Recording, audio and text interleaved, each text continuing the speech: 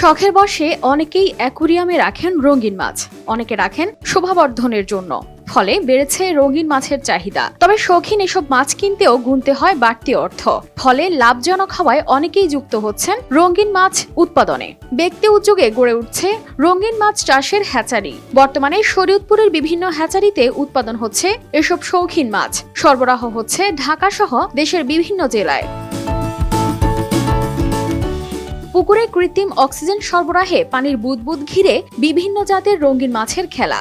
আগে অন্যের হ্যাচারিতে কাজ করলেও 2006 সালে ছোট দুটি চৌবাচ্চা দিয়ে রঙিন মাছের চাষ শুরু করেন বাসু দাস। এরপর তাকে আর তাকাতে হয়নি পেছন ফিরে। আমি 15-20 বছর আগে দুইটা চৌবাচ্চা নিয়ে নামছি। এখন আমার চৌবাচ্চার সংখ্যা হচ্ছে যে 40টা। লোকের সংখ্যা আমার 5 জন, 6 জন, 7 জন, 8 জন এরকম নিয়ে কাজ করতেছি।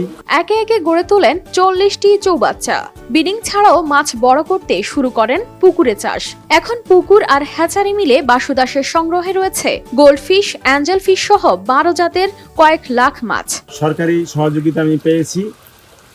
আমি শরীয়তপুর জেলায় সবখানে সাপ্লাই করি এবং লোকজন যারা আসছে আমার থেকে অনেক শিক্ষা নিয়েছে, তারাও হ্যাচারি তৈরি করছে এবং শরীয়তপুরের অনেক দোকানদার ভাইরা সবাই আমার থেকে মাছ নেয়।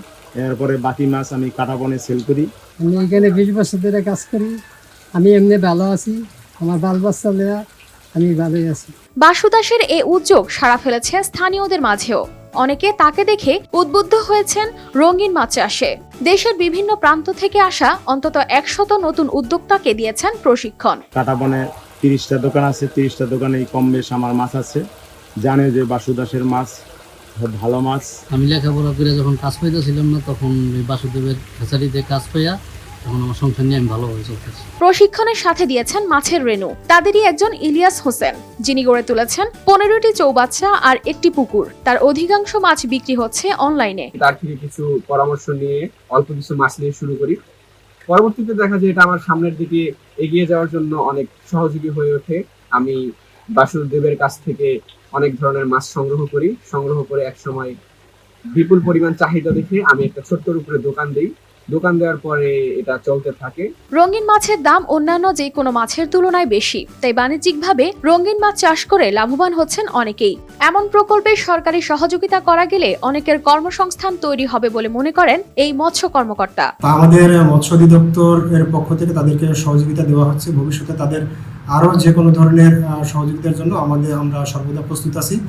এই সেক্টরটা বা এই যে রঙিন মাছের হ্যাচারি, এই বিষয়টা যাতে আরও আমাদের জেলাতে আরও বেশি এক্সটেনশন হয়, আমরা সেদিকটা নজর রাখছি। দেশে এসব মাছের উৎপাদন বাড়ানো গেলে একদিকে যেমন আমদানি বন্ধ হবে, অন্যদিকে রপ্তানি করে অর্জন করা সম্ভব হবে বৈদেশিক মুদ্রা। পাশাপাশি এর মাধ্যমে কর্মসংস্থানেরও আরও সুযোগ সৃষ্টি হবে বলে মনে করেন স্থানীয়রা। News desk, RTV।